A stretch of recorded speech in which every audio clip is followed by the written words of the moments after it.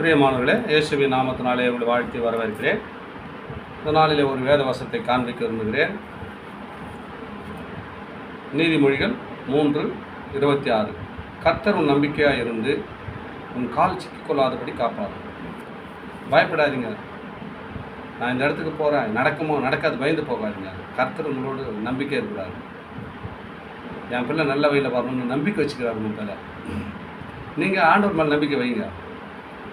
ஏசு உங்கள் மேலே நம்பிக்கை வச்சுட்டாரு. என்னுடைய மகன், என்னுடைய பிள்ளை, அவன் பாதை கல்லில் சிக்கிக்கொள்ளக்கூடாது, வலையில் மாட்டிக்கூடாதுன்னு அவர் ஒவ்வொரு நாளும் உன் மேலே கரிசனை வச்சு தினமும் காக்கிறாருங்க. நம்ம என்ன பண்ணோம்? ஆண்டவர் சொன்ன ஆலோசனையை ஒவ்வொரு நாளும் காத்து நடக்க வேண்டும்.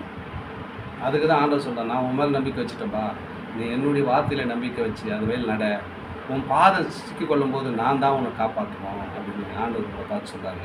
என் அன்பு மகளே, அன்பு மகளே, நம்மளுடைய போகிற பாதை சரியான பாதையில் நடக்கும்போது இயேசு நம்ம மேலே வைத்த நம்பிக்கையை, அவர் நம்பிக்கையை நாம் வீணடிக்காதபடிக்கு, ஆனால் நம்முடைய நம்பிக்கை இயேசு மேலே வைத்து நம்ம வாழ்வோம். கர்த்தர் நம்மளை மேலும் மேலும் ஆசீர்வதித்து வழி நடத்துவாராக. ஆமென். God plus.